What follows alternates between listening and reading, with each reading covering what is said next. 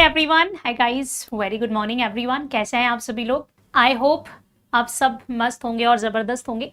तो आज जो आपकी बहुत ज़्यादा डिमांड आती है कि मैम वन शॉट वीडियो का पार्ट 2 करवा दीजिए, पार्ट 2 करा दीजिए, but because of some hectic schedule मैं नहीं करा पाती हूँ आपका। तो आज मैं आपका यहाँ पर रिकॉर्ड कर रही हूँ। जितने इंपॉर्टेंट कॉन्सेप्ट्स हो सकते हैं मैं ट्राई करूँगी कवर करने में 1 आवर में, और हम ज़्यादा से ज़्यादा कॉन्सेप्ट्स और क्वेश्चंस को यहाँ पर कवर करना चाहेंगे। ठीक है, तो एक तरीके से ये वन शॉट वीडियो का पार्ट 2 ही है। थंबनेल मिसिंग है क्योंकि मैंने सडनली प्लान किया कि अभी मैं आपको रिकॉर्ड कर देती हूँ ये, क्योंकि अभी पीओ का एग्जाम है तो उसमें ये बहुत ज़्यादा हेल्प होगी। तो यहाँ पर आपके जो हमने पहले रूल पढ़े हैं वो प्लस ये अगर आपने कर लिए हैं तो आपकी ग्रामर कंप्लीट हो गई है। तो चलिए, आज का जो हमारा पार्ट है वो है आपका वर्ब्स में इन्फिनिटिव और जेरेंड का, यानी कि हम वर्ब के टॉपिक पर इन्फिनिटिव और जेरेंड पर बात करने वाले हैं। ठीक है, तो इन्फिनिटिव और जेरेंड जो कि बहुत ही मतलब वर्ब का बेसिक तो आप सभी को पता है कि मैम मॉडल के बाद वर्ब की फर्स्ट फॉर्म आती है, हैज हैव हैड के बाद थर्ड फॉर्म आती है, वो भी रिवाइज करेंगे क्योंकि बेसिक से तो क्वेश्चन आता ही आता है। बट इन्फिनिटिव और जेरेंड जो कि मैं बहुत ज्यादा आपको डिटेल में क्लास में नहीं करा पाती हूँ, तो मैं आपको यहाँ पर वीडियो में रिकॉर्ड करके दे रही हूँ। तो देखिए, सबसे पहला क्या है? Bear infinitive. बेयर इन्फिनिटिव जो है वो यूज किया जाता है after let, make, see, hear, watch, feel के बाद। सबसे पहले तो बेयर इन्फिनिटिव क्या होता है? बेयर इन्फिनिटिव क्या होता है? बेयर इन्फिनिटिव का मतलब होता है जहां पर आप सीधा वर्ब की फर्स्ट फॉर्म लगाते हो और उस फर्स्ट फॉर्म के पहले टू नहीं लगाते हो। इन्फिनिटिव क्या होता है? जहां पर वर्ब की फर्स्ट फॉर्म अपने पहले टू लेती है, वो इन्फिनिटिव होता है। और बेयर इन्फिनिटिव क्या होता है? जहां पर वर्ब की फर्स्ट फॉर्म तो यूज हो रही है लेकिन उस फर्स्ट फॉर्म के पहले टू यूज नहीं हो रहा है, that is called bare infinitive. Bare infinitive यानी कि वर्ब की फर्स्ट फॉर्म तो यूज हो रही है लेकिन उसके बाद टू यूज नहीं हो रहा है। तो ये किस किस के साथ ये कॉन्सेप्ट फॉलो होता है? ये कॉन्सेप्ट फॉलो होता है लेट के साथ, मेक के साथ, हेल्प के साथ। ठीक है, ये तीन मैंने आपको एकदम घोल के पिला दिए। इसके अलावा सी के साथ, हियर के साथ, वॉच के साथ और फील के साथ। ये जितने भी शब्द यहां लिखे हैं इनके बाद आप डायरेक्टली वर्ब की फर्स्ट फॉर्म यूज करोगे। इनके बाद आप कभी भी वर्ब की फर्स्ट फॉर्म के पहले टू नहीं लगाएंगे। जैसे मैंने बोला कि भाई मुझे जाने दो, मैं बड़ा थक गई हूं, अब मुझे जाने दो, तो मैं सेंटेंस बोलूंगी लेट मी गो। मैं ऐसा नहीं बोलूंगी मुझे जाने दो, लेट मी टू गो, ऐसा मैं नहीं बोलूंगी, तो टू यहां पर नहीं आएगा। मैं सीधा बोलूंगी मुझे जाने दो, लेट मी गो। हेल्प हिम, उसकी मदद करो, कंप्लीट दिस असाइनमेंट, इस असाइनमेंट को कंप्लीट करने में टू मत लगाइएगा। तो लेट के बाद, मेक के बाद, सी के बाद, हेयर के बाद, वॉच के बाद, फील के बाद हम कभी भी इन्फिनिटिव फॉलो नहीं करते हैं, हमेशा बेयर इन्फिनिटिव फॉलो करते हैं। बेयर इन्फिनिटिव मतलब क्या? टू नहीं आएगा, सीधा फर्स्ट फॉर्म आएगी। चलिए कुछ एग्जाम्पल से समझते हैं। जैसे मैंने बोला कि भाई उसने मुझे रुला दिया था शाम को, she made me cry in the meeting. शाम को नहीं, मीटिंग में रुला दिया था। मैं बोल रही हूं कि भाई उसने ना मुझे मीटिंग में रुला दिया था, तो मैं बोलूंगी she made me cry in the meeting, she made me cry in the meeting. लेकिन अगर मैंने बोला she made me to cry in the meeting, तो ये गलत हो जाएगा, क्योंकि मेड के बाद यानी कि मेक की सेकेंड फॉर्म है मेड, तो मेक के बाद, मेड के बाद आप बेयर इन्फिनिटिव फॉलो करते हैं। बेयर इन्फिनिटिव यानी कि वर्ब की फर्स्ट फॉर्म आएगी लेकिन टू नहीं आएगा। चलिए क्वेश्चन सॉल्व करते हैं। मैंने बोला my teacher made me to rewrite the entire essay because it lacked clarity and logical flow. मेरे टीचर ने ना, अच्छा मेड मी का मतलब क्या होता है? कोई काम जो किसी और से कराया जाता है। ठीक है, तो मेरे टीचर ने मुझसे दोबारा से लिखवाया पूरा के पूरा ऐसे, क्योंकि उसमें क्लैरिटी और लॉजिक फ्लो मिसिंग था, है ना। तो मेरे टीचर ने ये कराया, तो my teacher made me to rewrite. To क्यों लगा रहे हो भाई? मेक अगर आ गया है तो बेयर इन्फिनिटिव फॉलो करेगा। बेयर इन्फिनिटिव यानी कि सीधा वर्ब की फर्स्ट फॉर्म यूज होगा, टू वो यूज नहीं होगा। तो my teacher made me rewrite the entire essay because it lacked clarity and logical flow. Clear it to everyone? सभी को समझ में आया? My teacher made me rewrite the entire essay. चलो आगे बढ़ेंगे। एरर मैंने आपको बता दिया है, लिख भी दिया है। अब देखिए कुछ वर्ब्स होती हैं, जैसे कि आपका होता है माइंड, जैसे कि आपका होता है इंजॉय, जैसे कि अवॉइड, जैसे कि डिनाई, ये हमेशा अपने बाद जेरन लेती है, यानी कि V1 प्लस ING। कीवर्ड्स क्या है? माइंड है, इंजॉय है, डिसलाइक है, अवॉइड है, डिनाई है, अप्रिशिएट है, एडमिट है, स्टॉप है। इन वर्ड्स के बाद आप हमेशा जेरन फॉलो करते हो। आपने सुना होगा ना, टीचर को कहते हो हमेशा स्टॉप टॉकिंग। कभी ऐसा सुना है क्या स्टॉप टू टॉक? नहीं। स्टॉप लाफिंग, कभी ऐसा सुना है क्या स्टॉप टू लाफ? नहीं। तो स्टॉप के बाद वर्ब हमेशा ING फॉर्म में। अवॉइड रश ड्राइविंग, ना कि avoid rush to drive. Avoid drinking, ना कि avoid to drink. Avoid smoking, ना कि अवॉइड टू स्मोक। तो कुछ वर्ब्स होते हैं जो अपने बाद टू प्लस वर्ब की फर्स्ट फॉर्म नहीं लेते हैं, बल्कि वर्ब की ING फॉर्म लेते हैं। तो वो वर्ब्स मैंने यहां लिख दिए हैं, बट ये एग्जाम में जब आते हैं तो इनके साथ हमेशा वर्ब की ING फॉर्म लगा के दी इंफिनिटिव यानी टू प्लस वर्ब की फर्स्ट फॉर्म लगा के दी जाती है। माइंड का मतलब होता है बुरा मानना। जैसे अगर मैंने बोला आई डोंट माइंड, मुझे बुरा नहीं लगता, I don't mind, I don't mind to sit on the floor, मतलब तुम मुझे नीचे भी बैठने के लिए बोलोगे ना, नीचे बैठने में मुझे बुरा नहीं लगता है, मुझे अच्छा लगता है, बढ़िया आराम से फेल करके नीचे बैठती हूँ, I don't mind to sit on the floor. गलत हो गया, क्योंकि सेंटेंस में क्या प्रॉब्लम आ गई बच्चा? क्योंकि यहां पर माइंड है और माइंड अपने साथ इंफिनिटिव नहीं लेता है। मैं बोलूंगी आई don't mind sitting on the floor. तो कुछ वर्ब्स होती हैं जो अपने बाद वर्ब ING फॉर्म में लेती हैं। I enjoyed studying the whole night, ना कि I enjoyed to study the whole night. तो एंजॉय के बाद भी वर्ब हमेशा ING फॉर्म में आती है। आई enjoy reading editorials every day, मैं एंजॉय करती हूँ हर दिन एडिटोरियल रीडिंग एंजॉय करती हूँ, ना कि I enjoy to read. Infinitive मत लगाइएगा, एंजॉय के साथ हमेशा जेरन आता है। जेरन यानी कि I enjoy reading editorials every day, हर दिन एडिटोरियल्स रीड करना मैं एंजॉय करती हूँ, मुझे पसंद है। He denied to be involved in the scam despite digital evidence pointing to his direct involvement. तो डिनाई यहां पर देखो हमने पढ़ रखा है कौन कौन सी वर्ब्स हैं, डिनाई भी है उसमें। तो डिनाई के साथ भी आप जेरन फॉलो करते हैं, इंफिनिटिव फॉलो नहीं करते हैं। तो आप बोलेंगे ही डिनाइड, क्या हो जाएगा? इन्वॉल्व, ठीक है। He denied be involve in the scams. तो यहां पर आपको हमेशा क्या लगना है? टू बी आपको अकेला यूज करना है, इनकरेक्ट यहां पर है, तो ये हो जाएगा डिनाइड बीइंग इन्वॉल्व्ड, ठीक है। अच्छा यहां पर बीइंग करना पड़ेगा ऑब्वियसली, क्योंकि बी डायरेक्टली तो आएगा नहीं, तो बी डायरेक्टली तो आएगा नहीं, तो हमें यहां पर बीइंग इन्वॉल्व करना पड़ेगा, है ना। तो यानी कि आपको बस इतना समझ आना चाहिए कि भाई हमें बीइंग डिनाई के बाद वर्ब ING फॉर्म में लेनी है, तो टू तो आएगा नहीं और बी डायरेक्टली आएगा नहीं, है ना। तो क्या करोगे? बीइंग, क्योंकि डिनाई को अपने बाद जेरन चाहिए, तो बीइंग इन्वॉल्व कर दो, बीइंग इन्वॉल्व, ठीक है। बीइंग इन्वॉल्व कर दो, क्योंकि डिनाई को अपने बाद जेरन चाहिए। देखिए कुछ वर्ब्स होती हैं जैसे कि वांट है, होप है, एग्री है, ये अपने बाद इंफिनिटिव लेती है। इंफिनिटिव यानी टू प्लस वर्ब की फर्स्ट फॉर्म लेती है। कीवर्ड्स क्या है? वांट है, होप है, एग्री है, प्लान है, मैनेज है, रिफ्यूज है, डिसाइड है, अटेम्प्ट है, प्रॉमिस है। They are always followed by infinitive, ठीक है, नॉट जेरन। इनके बाद हमेशा इंफिनिटिव यानी टू प्लस वर्ब की फर्स्ट फॉर्म आती है, जेरन नहीं आता है। हम बोलते हैं ना कि मैं मैनेज कर लूंगी इस काम को करना, I will manage to do this, ना कि I will manage doing this. Manage to do हमेशा। I have decided to settled in Lucknow, मैंने डिसाइड कर लिया कि मैं सेटल हो जाऊंगी लखनऊ में, तो I have decided to settle, ना कि I have decided settling in Lucknow. तो आप इंफिनिटिव नहीं लगाओगे, जेरन लगाओगे, सॉरी जेरन नहीं लगाओगे, इंफिनिटिव लगाओगे उन शब्दों के साथ। I want to crack the IPPS exam, मैं IPPS एग्जाम को क्या करना चाहता हूँ? क्रैक करना चाहता हूँ, ना कि I want cracking the IPPS exam. Want के बाद क्रैकिंग मत लगाना, that will be 100% incorrect. Crack लगाओगे, क्रैकिंग नहीं लगाओगे। Next, she agreed helping me with the editing work as the deadline was fast approaching.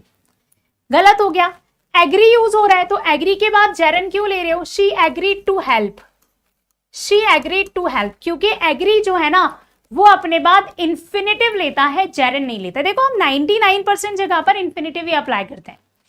कुछ ही रिस्ट्रिक्टेड एरियाज है, जैसे कि हमने पढ़े हैं डिनाई है, इंजॉय है, अवॉइड है, इनके साथ जेरन लगाते हैं, बाकी सबके साथ तो हम इंफिनिटिव ही लगाते हैं मैक्सिमम। आगे बढ़ जाओगे नेक्स्ट क्वेश्चन पर। हाँ, ये मैं आपको पढ़ा चुकी हूं वैसे ही already. Lest is followed by should, lest के साथ हमेशा शुड आता है और ये नेगेटिव यूज में यूज होता है, तो नॉट नहीं आएगा किसके बाद? लेस्ट के बाद। Lest already implies negative purpose, already उसका पर्पस नेगेटिव है, नेगेटिव मीनिंग है। Not is never used after that, उसके साथ कभी भी नॉट यूज मत करना। जैसे लेस्ट के बाद सब्जेक्ट लगाना, फिर शुड के बाद वर्ब की फर्स्ट फॉर्म लगा देना, नॉट मत लगाना। जैसे अगर मैंने बोला वॉक स्लोली, धीरे चलो, वॉक स्लोली, धीरे चलो, ऐसा ना हो कि तुम गिर जाओ। लेस्ट यू शुड फॉल डाउन, मैं ये कह रही हूं कि भाई धीरे चलो, walk slowly, लेस्ट you should fall down, तो लेस्ट के बाद सब्जेक्ट और शुड के बाद फर्स्ट फॉर्म। ऐसा मत लिखना walk slowly, लेस्ट you should not fall down, should not मत लगाना, नॉट नहीं आएगा। लेस्ट का कोरिलेटिव शुड होता है, नॉट वॉट, कैन नेवर और ever be used with this. Clear? चलो नेक्स्ट। आई रिवाइज डेली, मैं डेली रिवाइज करती हूँ। लेस्ट आई शुड फॉरगेट, ऐसा ना हो कि मैं भूल जाऊं, इसलिए मैं डेली रिवाइज करती हूँ, तो ये करेक्ट है। बट अगर मैं लिखती हूँ I revise daily lest I should not forget, तो ये गलत हो गया, क्योंकि नॉट क्यों लगा रहे हो? लेस्ट और शुड का ही मतलब होता है ऐसा ना हो कि, यानी कि अदरवाइज, नहीं तो वो ऑलरेडी नेगेटिव है। और जब कोई चीज ऑलरेडी नेगेटिव है तो उसमें नॉट या नो लगाने की जरूरत ही नहीं है। She gave him a mild warning, उसने ना उसे एक वार्निंग दी कि lest he should not repeat the same carelessness in the final presentation. उसने उसे एक फाइनल वार्निंग दी, क्यों दी? माइल्ड वार्निंग दी कि ऐसा ना हो कि वो सेम गलती जो है ना फाइनल प्रेजेंटेशन में भी कर दे, इसलिए उसको एक माइल्ड वार्निंग दी। तो जैसे आपने देखा ना कि लेस्ट लगा है, तो लेस्ट के बाद सब्जेक्ट आ गया, ठीक है, शुड आ गया, तो नॉट क्यों लगा रहे हो? लेस्ट और शुड ऑलरेडी नेगेटिव है, इसके साथ नॉट या नो कभी नहीं आता।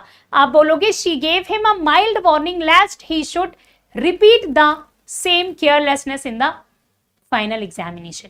ठीक है, ऐसा ना हो कि वो दोबारा से ये केयरलेसनेस दिखाता फाइनल प्रेजेंटेशन में, इसलिए उसने उसको एक माइल्ड वार्निंग दी, छोटी सी वार्निंग। चलो next, modals are always followed by bare infinitive. अच्छा हाँ, ये भी एक इंपॉर्टेंट रूल है, इंपॉर्टेंट कॉन्सेप्ट है।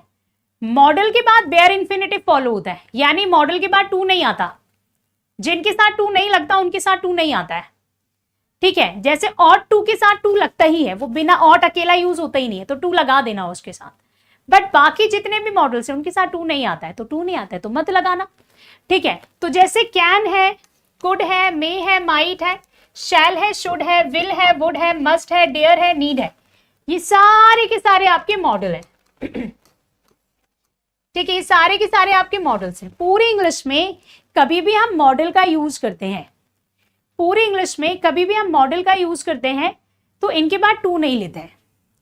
All modal verbs are directly followed by the base form of the verb.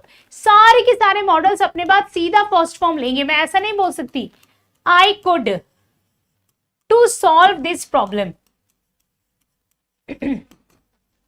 गलत हो जाएगा। या अगर मैंने बोला you must to revise all the concepts, गलत हो जाएगा। क्यों गलत हो जाएगा? क्योंकि मॉडल अपने बाद टू फॉलो नहीं करता है। मॉडल अगर यूज होता है तो वो अपने बाद टू नहीं लेता है। ठीक है, तो all modals verbs are directly followed by the base, यानी कि V1 form of the verb. चलिए, you must attend the class, तुम्हें क्लास अटेंड करनी ही चाहिए। You must to attend the class, ये इनकरेक्ट है, यू मस्ट टू नहीं होगा क्योंकि मस्ट के साथ सबसे ज्यादा प्रॉब्लम आती है।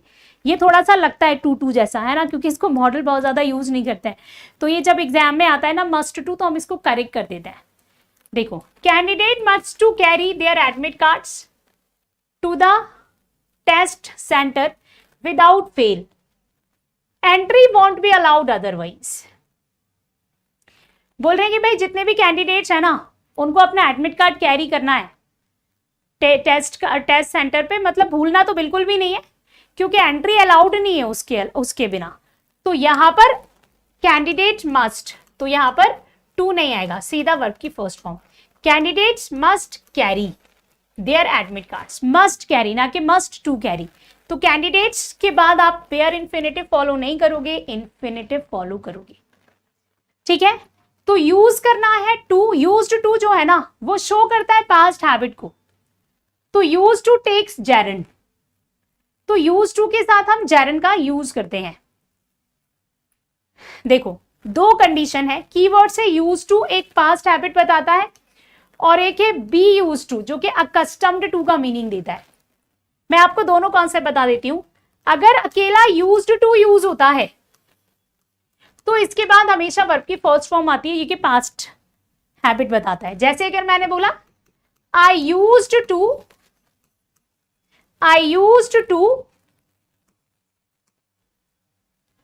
गो for a walk daily in the morning, मैं ना रोज वॉक पर जाया करती थी डेली इन द मॉर्निंग। तो ये मेरी पास्ट की हैबिट है ड्यूरिंग लॉकडाउन के दौरान। ठीक है, तो यहां पर यूज्ड टू है, तो यूज्ड टू के बाद वर्ब की फर्स्ट फॉर्म आती है।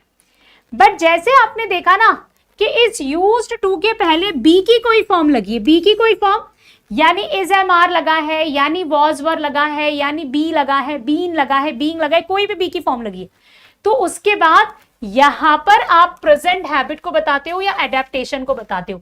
तो यहां पर वर्ब हमेशा आईएनजी फॉर्म में यूज की जाएगी। किस फॉर्म में यूज की जाएगी? आईएनजी फॉर्म में। बी यूज टू, जैसे मैंने बोला आई वॉज, तो मैं बोलूंगी used to going, I was used to going. तो आपने देखा यूज टू के पहले क्या लगा है? बी की फॉर्म। तो बी की फॉर्म अगर आ गई है तो आईएनजी फॉर्म आएगी, और अगर बी की फॉर्म नहीं आई है, सिर्फ यूज्ड टू है, तो सीधा वर्ब की फर्स्ट फॉर्म आएगी। तो ये दोनों के बीच का डिफरेंस होता है। ठीक है, आगे बढ़ जाओगे। He is used to waking up early, गलत हो गया। He is used to, sorry, is लगा है तो ये तो करेक्ट है ना। He is used to, used to के पहले बी का फॉर्म लगा है, used to के पहले बी का फॉर्म लगाओगे तो waking up होगा। और अगर मैंने बोला he is used to, तो ये होगा wake up, ये गलत हो जाएगा। अगर ये is नहीं होता तो मैं बोलती he used to wake up early, वो जल्दी उठा करता था। He used to wake up early, तो used to के साथ वर्ब की फर्स्ट फॉर्म और is used to के साथ वर्ब की ing form. is used to के साथ वर्ब की कौन सी फॉर्म? ing form. चलो इस क्वेश्चन का आंसर करोगे फटाफट, क्या होना चाहिए जल्दी बताओ। सारे बच्चे बताएंगे मुझे क्या आंसर लगाएंगे इसमें।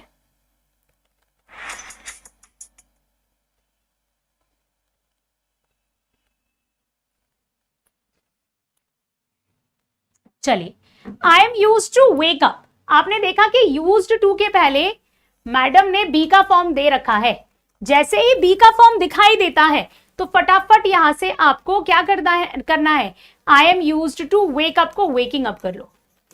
आई am use to waking up at 6 AM now thanks to Ghazala ma'am's editorial classes, I don't even need an alarm. ठीक है, मैंने अपनी तारीफ कर ली है यहां पर। तो यहां पर option number A would be the correct answer. चलो नेक्स्ट, नीड या डेयर। नीड या नियर के साथ मॉडल भी है और ये मेन वर्ब भी है। ठीक है, नीड और डेयर मॉडल भी है और ये मेन वर्ब भी है। बेस्ड ऑन यूजेज, इसके यूजेज पर बेस्ड है।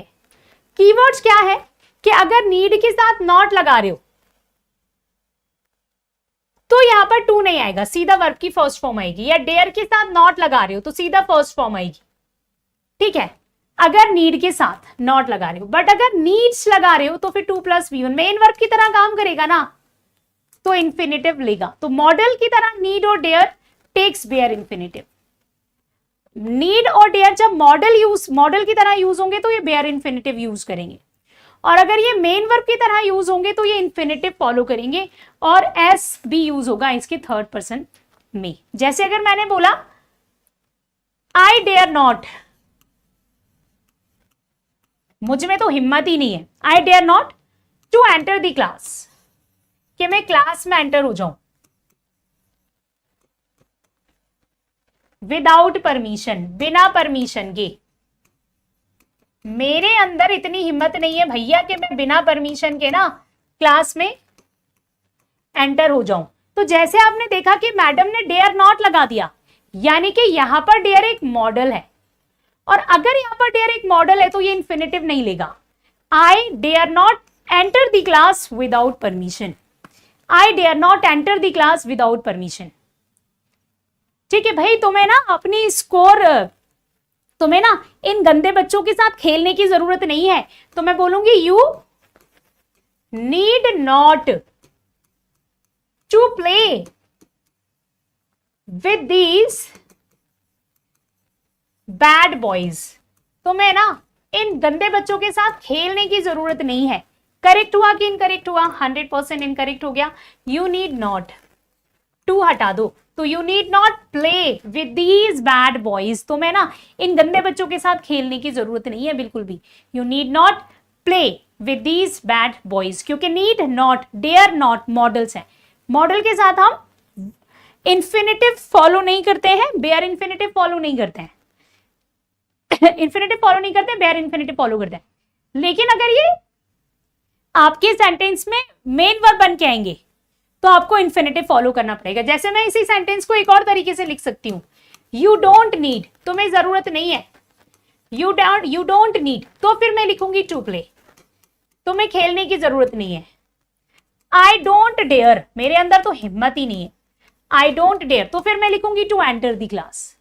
मतलब मैं आपसे ओवरऑल कंक्लूड करूं तो मैं ये कह रही हूं कि नीड टू और डेयर, नीड नॉट या डेयर नॉट दिखाई देता है तो इन्फिनेटिव मत लगाना, बाकी हर जगह पर टू चिपका देना। चलो, यू नीड नॉट वरी, तुम्हें चिंता करने की जरूरत नहीं है, जबकि तुम्हें है चिंता करने की जरूरत। एग्जाम के टाइम पहले चिंता करना चाहिए। तो यू नीड नॉट वरी, तो फर्स्ट फॉर्म आएगा। Correct, you needs to study hard, ये भी करेक्ट है क्योंकि यहां पर नीड्स क्या है, मेन वर्ब है। ये भी करेक्ट है और ये भी करेक्ट है। इनकरेक्ट क्या होता, he dare not to speak in class, उसमें इतनी हिम्मत नहीं है कि वो क्लास में बोल ले, ये गलत हो गया। ये होगा he dare not speak in the class. ठीक है, चलिए क्वेश्चन देखते हैं। He dare not to interrupt the discussion even once as the panel appeared extremely serious and formal. उसमें इतनी हिम्मत नहीं है ना कि वो डिस्कशन को इंटरप्ट कर दे जब पैनल अपीयर्ड हुआ एक्सट्रीमली सीरियस और फॉर्मल। देखो ये क्या है, डेयर नॉट, टू नहीं आएगा। He dare not interrupt the discussion, उसमें इतनी हिम्मत नहीं है कि वो डिस्कशन को इंटरप्ट कर दे, तो he dare not interrupt the discussion. चलो, प्रिफर का और वुड रैदर का डिफरेंट वर्ब पैटर्न्स हैं, दोनों डिफरेंट वर्ब पैटर्न है। ठीक है, प्रिफर के साथ टू आता है, प्रिफर टू तो वर्ब की फर्स्ट फॉर्म आती है हमेशा, और वुड रादर के साथ भी वर्ब की फर्स्ट फॉर्म आती है। प्रिफर टू प्लस V1 और वुड रादर के साथ भी V1, मतलब बेयर इंफिनिटिव फॉलो करते हैं ये। प्रिफर और वुड रादर दोनों का मतलब वही होता है, प्रेफरेंस देने के लिए किसी चीज को। लेकिन वुड रादर बेयर इंफिनिटिव, लेकिन prefer infinitive, proper infinitive, 2 + V1। देखो, I prefer to read than watch movies. मैं मूवी देखने से बेहतर क्या है, मैं पढ़ना पसंद करती हूं, तो प्रिफर के साथ टू लगाऊंगी।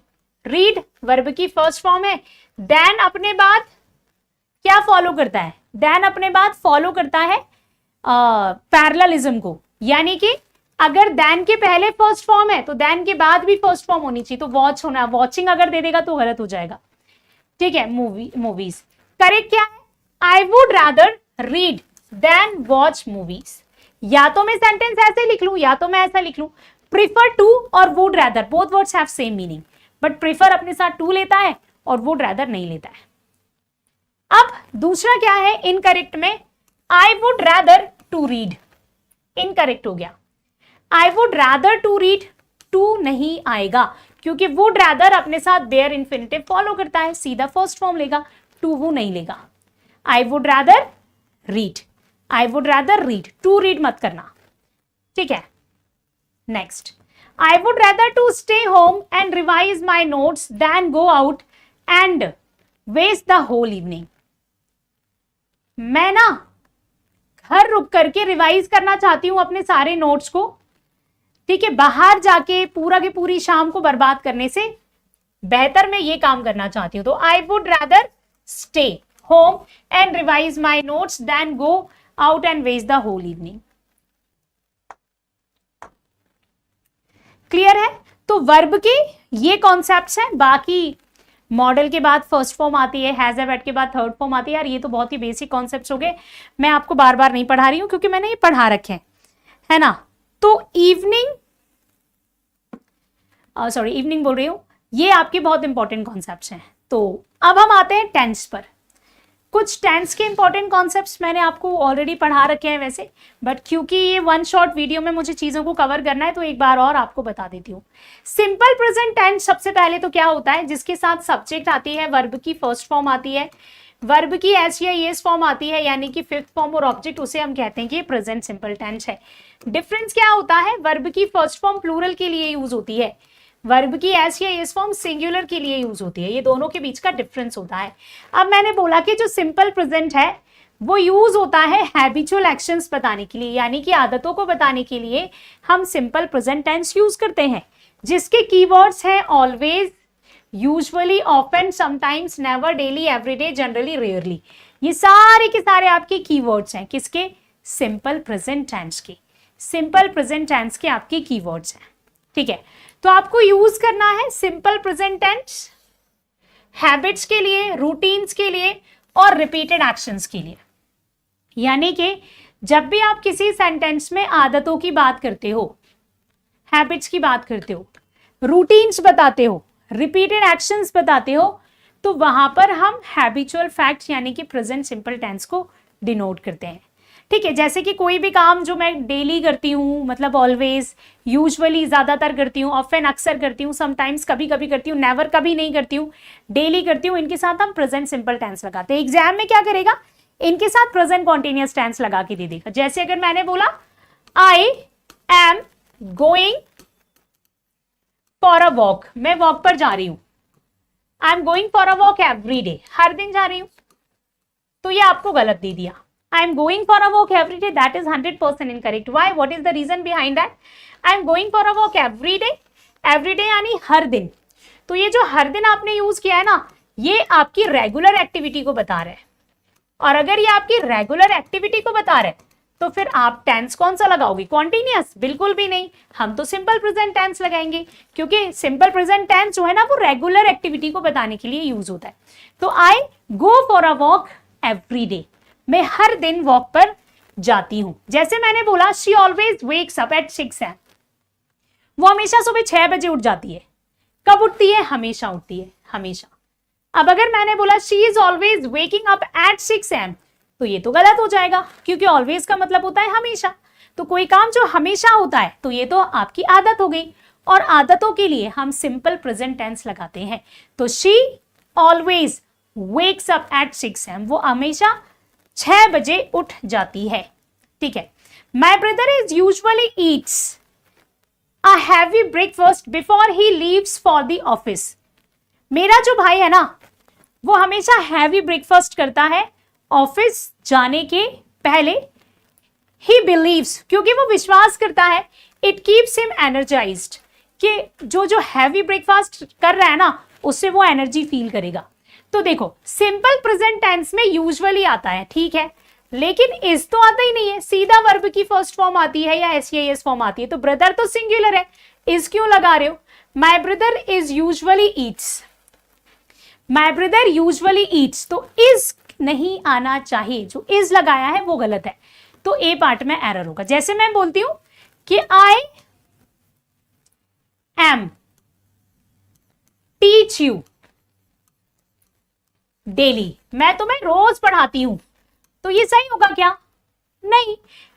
प्रेजेंट सिंपल टेंस में हेल्पिंग वर्ब तो है ही नहीं, या तो फर्स्ट फॉर्म है या एस फॉर्म है ना, अफर्मेटिव स्ट्रक्चर में, तो एम हटा दो।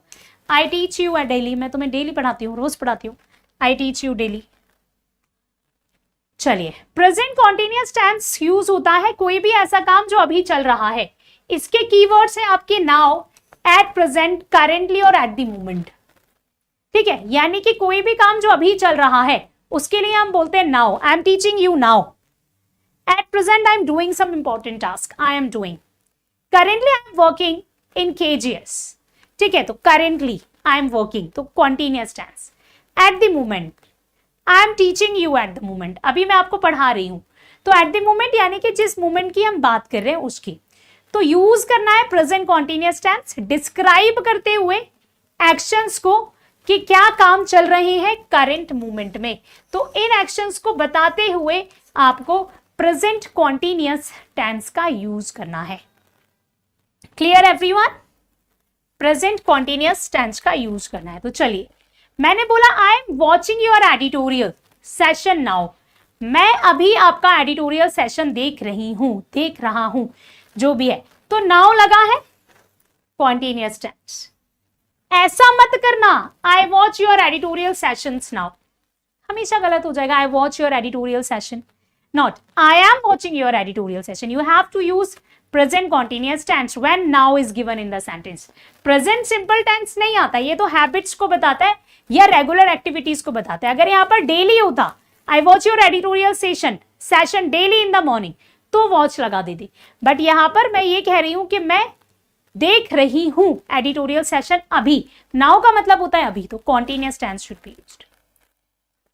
ही watches a documentary on AI right now while taking notes. Right now यानी कि अभी क्या कर रहा है, वो डॉक्यूमेंट्री देख रहा है एआई पर, तो ही वॉचेज नहीं होगा, ही इज वॉचिंग होगा। He is watching, he is watching a documentary on AI right now while taking notes. Notes बनाते समय वो डॉक्यूमेंट्री जो है देख रहा है एआई पर। क्लियर? चलो next, present perfect for unfinished time periods और जस्ट कंप्लीटेड एक्शंस।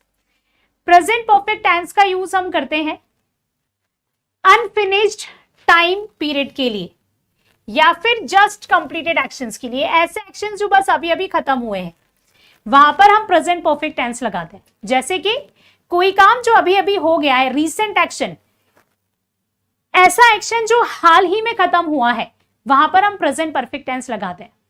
इसके कीवर्ड्स क्या है? एवर, हमेशा, नेवर, कभी नहीं, जस्ट यानी अभी, I have just watched this movie, मैंने अभी अभी ये मूवी देखी, I have already done the task, done, already done, तो ऑलरेडी, येट, अब तक, since, for, today, this week, recently, ये सारे के सारे जो वर्ड्स है ना, ये प्रेजेंट परफेक्ट टेंस के लिए यूज किए जाते हैं। तो present perfect tense for unfinished time period और लाइक कंप्लीटेड टास्क्स के लिए। तो मैंने बोला कि प्रेजेंट परफेक्ट टेंस एक्शन बताता है हैपेंड इन रिसेंटली, जो अभी हाल ही में हुए और है relevance to the present, present से रेलिवेंट हुए उनको, ठीक है, यानी कि अभी अभी हुए हैं।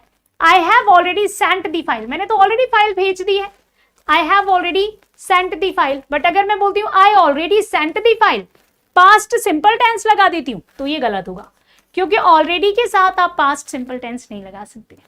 आप बोलोगे आई ऑलरेडी सेंट द फाइल, मैंने तो ऑलरेडी फाइल भेज दी है, गलत हो गया, आई have already Saint the file, मैंने फाइल भेज दी है।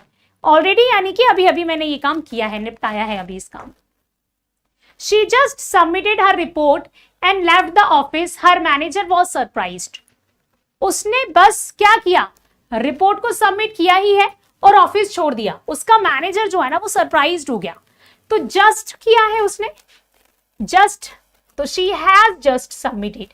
जस्ट मतलब कोई काम जो अभी हाल ही में किया है, हाल ही में। I have just met my friend, मैं जस्ट अभी अपनी दोस्त से मिलकर आई, have just met my friend. तो हैज, हैव आप यूज करोगे यानी कि प्रेजेंट परफेक्ट टेंस के यूज करोगे वर्ब की थर्ड फॉर्म के साथ जब हम इन वर्ड्स का यूज करते हैं।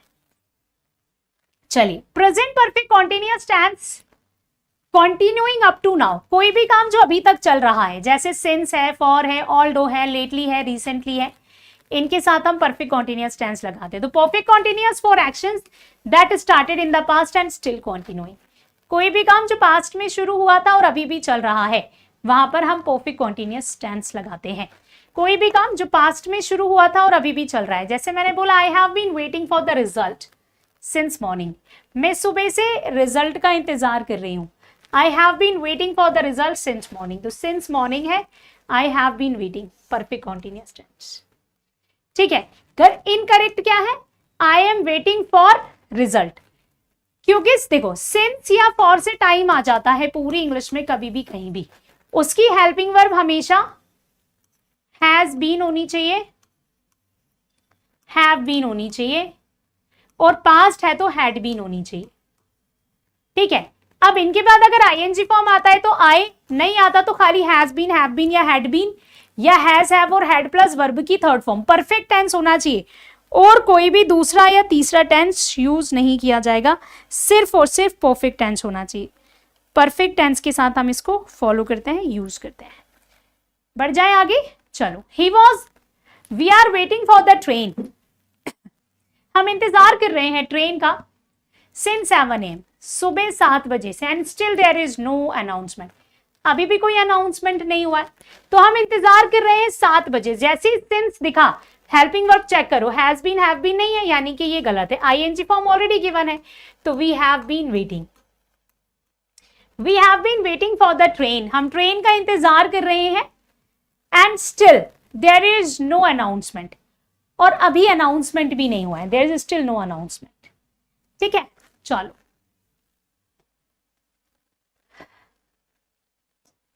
Next, simple past tense is used completed action with past time, कोई भी काम जो पास्ट टाइम में कंप्लीट हो गया था वहां पर हम सिंपल पास्ट टेंस यूज करते हैं। पास्ट के टाइम में कोई काम कंप्लीट हो गया, वहां पर हम पास्ट सिंपल टेंस यूज करते हैं। Actions with past time, keywords क्या है, अगर सेंटेंस में यस्टरडे आया है, लास्ट वीक आया है, एगो आया है, इन 2012, 10 कुछ भी आया, अदर डे आया, मैंने आपको पढ़ाया है यार, ये न्यूज़पेपर में आते हो ना, तो ये रूल तो घोल के पी लिया होगा।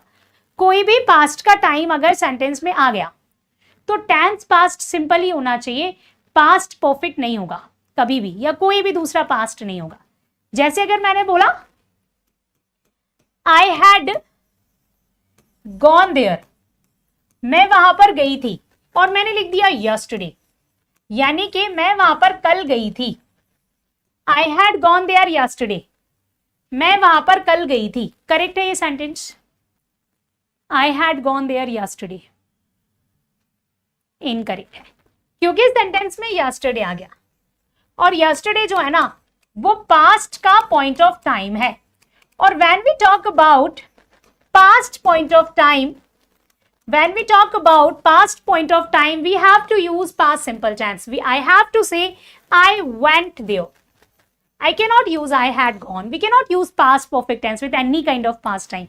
You know the structure of past perfect tense, that is subject plus verb की second form and object. That is the structure of past simple tense. You have to use this only with the past timings. ठीक है? I have seen him. मैंने उसे देखा है, कब देखा है? 2 days ago. 2 दिन पहले देखा है, गलत हो गया, 2 दिन पहले देखा है नहीं होता है, 2 दिन पहले देखा है नहीं होता है, 2 दिन पहले देखा था होता है। तो आई हैड या आई सॉ, सॉरी हैड नहीं, I saw him 2 days ago। तो कोई भी टाइम आ जाए, बिफोर से, एगो से, लास्ट से, 2020, 22, 23 या कोई भी ऐसा पास्ट का टाइम आता है, तो you have to use past simple tense always. और ये रूल मैं आपको डेली करा रही हूँ, क्वेश्चन भी मैंने इस पर आपको करा रखे हैं। I watch the match yesterday, मैंने ना कल मैच देखा था, watched is correct, I have watch the match yesterday, गलत हो गया, यस्टरडे तो पास्ट का टाइम है, तो पास्ट के टाइम के साथ आप पास्ट परफेक्ट टेंस पास्ट के टाइम के साथ आप पास्ट सिंपल टेंस लगाते हो, प्रेजेंट परफेक्ट टेंस या पास्ट परफेक्ट टेंस नहीं लगाते हो।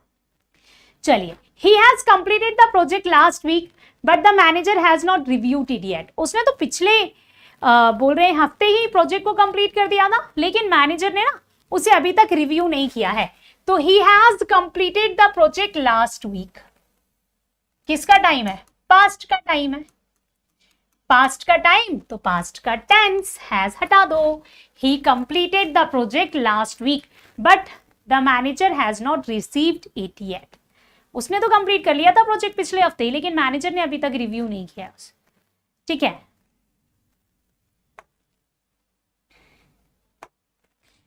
Past perfect is used for the action that happened before another.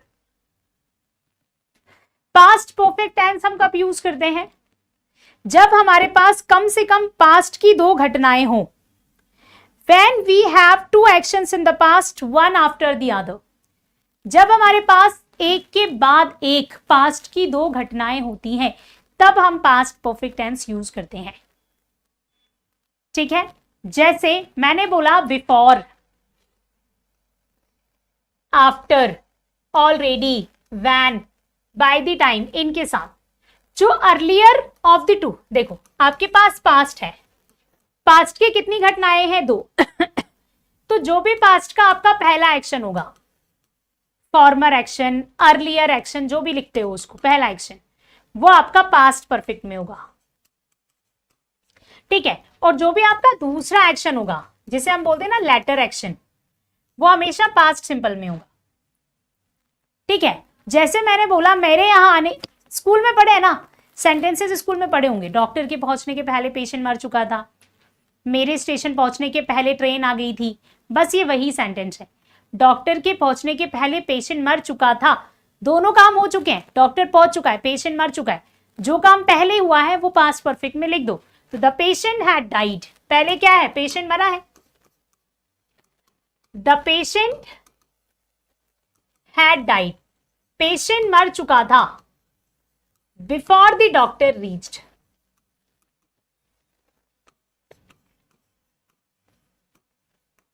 Patient मर चुका था डॉक्टर के पहुंचने के पहले। डॉक्टर के पहुंचने के पहले पेशेंट मर चुका था, the patient had died, patient मर चुका था before the doctor reached, doctor के पहुंचने के पहले। तो had died past perfect tense, past perfect tense. और बिफोर के बाद डॉक्टर पहुंचे, तो बाद वाला यूज टेंस पास्ट सिंपल और पहले वाला टेंस पास्ट परफेक्ट। तो फर्स्ट यानी कि फॉर्मर एक्शन हमेशा पास्ट परफेक्ट में रखा जाता है, और जो दूसरा यानी कि जो लेटर एक्शन होता है वो हमेशा पास्ट सिंपल में रखा जाता है। So when there are two actions in the past, one after the other, the former action is indicated by past perfect tense and the latter is indicated by past simple tense. I hope it's clear to every one of you. She had left before I arrived. मेरे आने के पहले वो जा चुकी थी, तो she had left correct है। देखो before अगर आता है, before का मतलब होता है के पहले, तो before के पहले हमेशा former action लिखा जाता है यानी कि past perfect tense। before के बाद हमेशा सेकेंड एक्शन लिखा जाता है यानी कि पास्ट सिंपल टेंस। तो ये पास्ट परफेक्ट और ये past done. Had plus V3 आ रहा है कच्छू समझ में। They reach the platform before the train had arrived, पूरा ही सेंटेंस गलत हो गया ये तो।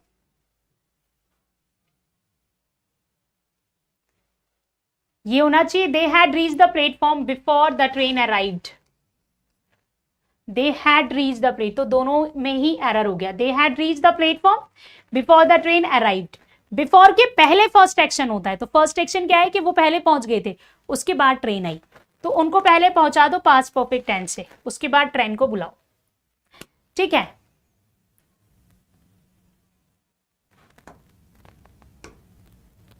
चलिए फ्यूचर इंडेफिनिट टेंस क्या है, सब्जेक्ट के साथ जहां पर हम विल लगाते हैं या फिर हम शैल लगाते हैं, और इसके बाद लगा दो first form plus object, that is called future simple tense, जिसमें आपका आता है tomorrow, next week, soon, in 2025 यानी future time, shortly, I think, I hope, इनके साथ हम फ्यूचर सिंपल टेंस यूज करते हैं।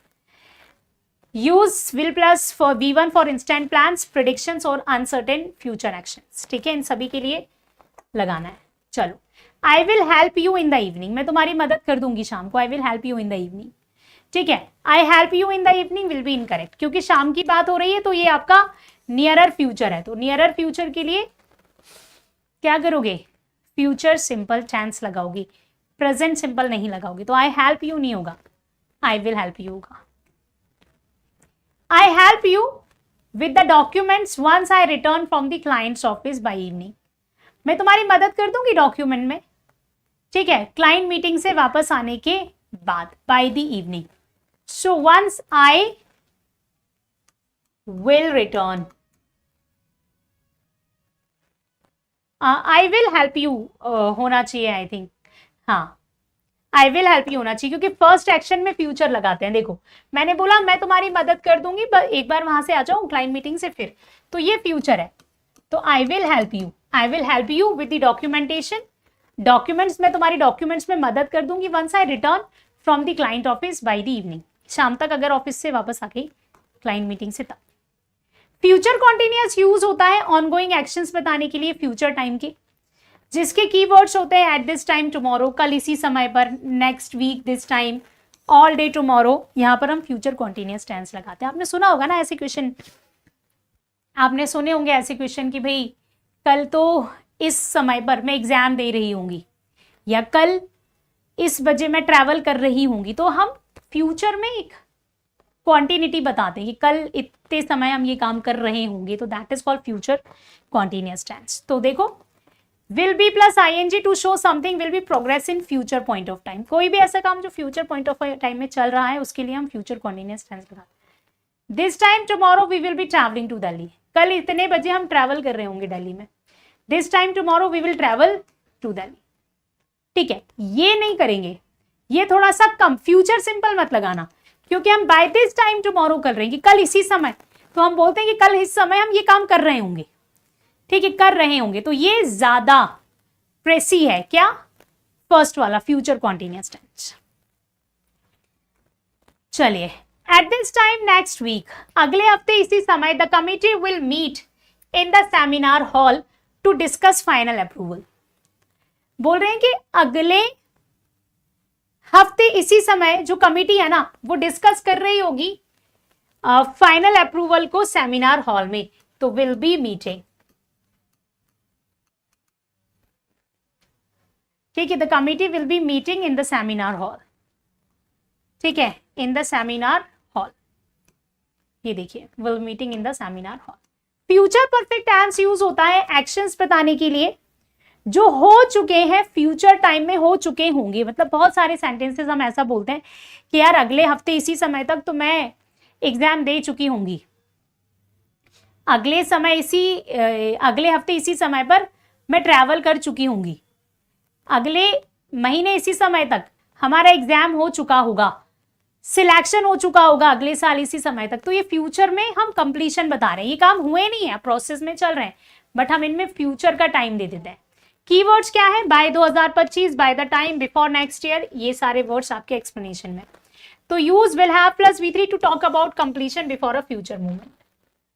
देखोगे यहां पर, she will have completed the syllabus by the next month, अगले महीने तक वो सिलेबस कंप्लीट कर चुकी होगी। She will complete the syllabus by the next month, not highlighting completion before deadline. ये हाईलाइटिंग नहीं दिखा रहा है कि कंप्लीट होगा कि नहीं डेडलाइन पर। They will complete the metro work before the chief minister inaugurates the new route। बोल रहे हैं कि भाई वो कंप्लीट कर चुके होंगे मेट्रो वर्क को जब जो चीफ मिनिस्टर है ना वो नए रूट को इनॉग्रेट करेंगे, तो कर चुके होंगे, तो have completed, that is called future perfect tense. That is called future perfect tense.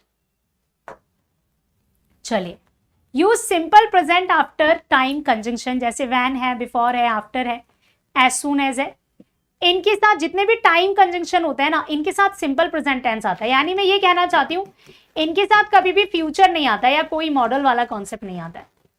When the main clause in future tense, the time clause stays in present. Main clause भले ही future tense में चला जाए, लेकिन जो time clause है ना, वो हमेशा सिंपल प्रेजेंट में ही रहने वाला है. पढ़ाया है ना, ये तो मैंने आप लोगों को बहुत अच्छे से पढ़ा रखा है. देखो, I will call you when she arrives. मैं तुम्हें कॉल करूंगी जब वो यहाँ आ जाती है, तब मैं तुम्हें कॉल करूंगी. I will call you when she arrives.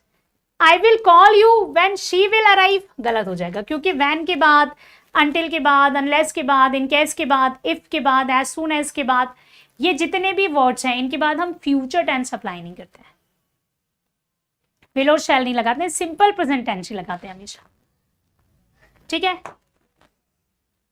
We will start the meeting when the CEO will join us in the conference room. हम स्टार्ट कर देंगे मीटिंग को जब जो सीईओ है ना वो हमें ज्वाइन करेंगे कॉन्फ्रेंस रूम में.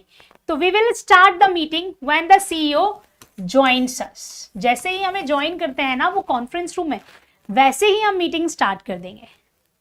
वैसे ही हम मीटिंग स्टार्ट कर देंगे. सिंस यूज होता है परफेक्ट टेंस में पॉइंट ऑफ टाइम के लिए, फॉर यूज होता है ड्यूरेशन के लिए. सिंस 2010 मॉर्निंग, फॉर यूज होता है 2 घंटे, 2 हफ्ते. Since specific starting point for time span, दोनों के लिए. I have been working since 9 am. I have been working since 9 am. I have been working for 3 months. ठीक है, तो 9 am पॉइंट ऑफ टाइम है और ये 3 hours पीरियड ऑफ टाइम है. I have been working for morning, नहीं, I have been working since morning. मैंने आपको since, for इनके यूजेज ऑलरेडी बता रखे हैं बहुत डिटेल में. ठीक है, तो एक बार उनको भी देख लीजिएगा. She has stayed in the village for 2005. तो 2005 तो पॉइंट ऑफ टाइम है, फिक्स टाइम है. फॉर क्यों लगा रहे हो, सिंस लगाओ. सिंस 2005. चलिए, it is time, it is high time. इनके बाद हमेशा पास्ट टेंस यूज किया जाता है. These expression are followed by simple past tense even though the meaning is present और फ्यूचर. इट इज टाइम और इट इज हाई टाइम पूरी English में कभी भी यूज होता है. इनके बाद पास्ट सिंपल टेंस आता है, जबकि इनका जो मीनिंग है वो प्रेजेंट में होता है. होने दो, लेकिन जो यूज होगा वो पास्ट में होगा. ठीक है, देखो, it is time you started your preparation. ये सही समय है, तो मैं अपनी प्रिपरेशन शुरू कर देनी चाहिए. तो it is time you started, started यानी second form. It is time you start your preparation, ऐसा मत बोलना, या you will start your preparation, ऐसा भी मत बोलना. फ्रेजेस है, कुछ इंग्लिश है. English is a language based on exceptions, अपवादों पर बेस्ड है. तो ये अपवाद ही है पूरा की पूरा, कि पूरी इंग्लिश में कभी भी इट इज टाइम आता है, इट इज हाई टाइम आता है. आप उसके साथ simple present, simple past tense use करते हो और कोई भी दूसरा या तीसरा टेंस आप उसके साथ यूज नहीं करते हो. Clear to everyone. ये लास्ट रूल है. It is high time we complete the syllabus. तो obviously we completed the syllabus. ये सही समय है कि अब हमें सिलेबस कंप्लीट कर देना चाहिए और शुरू करना चाहिए. We completed the syllabus and begin होना चाहिए, ये भी begin the revision phase for upcoming exams. ठीक है. Next, don't mix tense without logic. Tense को मिक्स मत करना बिना लॉजिक के. Consistent verb sequence in narratives. Once a sentence is in past or present tense, maintain logical flow unless change in time is intended. अगर sentence की starting past से हुई है तो पूरे के पूरे सेंटेंस को पास्ट में रखना. प्रेजेंट से हुई है तो प्रेजेंट से रखना या फ्यूचर से रखना. ठीक है, जब तक कि उसमें कोई पास्ट का टाइम ना आ जाए तब तक. पास्ट का टाइम अगर आ गया, प्रेजेंट से स्टार्टिंग हुई है लेकिन पास्ट का टाइम आ गया, तो चेंज कर देना. He came to the class and submitted the form. ठीक है, he came to the class and submits the form. यानी कि यहां पर इनकरेक्ट क्या है, came वर्ब सेकेंड फॉर्म में है, तो यहां पर प्रेजेंट क्यों कर दिया. पास्ट है तो पास्ट ही होगा ना. तो ये came और ये submitted, तो ये करेक्ट है. टेंस का फ्लो और लॉजिक को ब्रेक नहीं करना है, सेम रहना चाहिए, सेम चलना चाहिए. The professor entered the room and explains. तो ऑब्वियसली प्रोफेसर ने रूम में एंटर किया और उसने एक्सप्लेन किया, explained. The topic using a real life case study. ठीक है, use present perfect for life experiences without time mention. Past time reference without past time reference यहां पर एक लिखा है, बोल रहे हैं कि भाई have seen, have done, have visited, ये आपके लाइफ एक्सपीरियंस होता है। बिना अगर इसमें टाइम मेंशन नहीं है तो प्रेजेंट परफेक्ट टेंस लगाओ।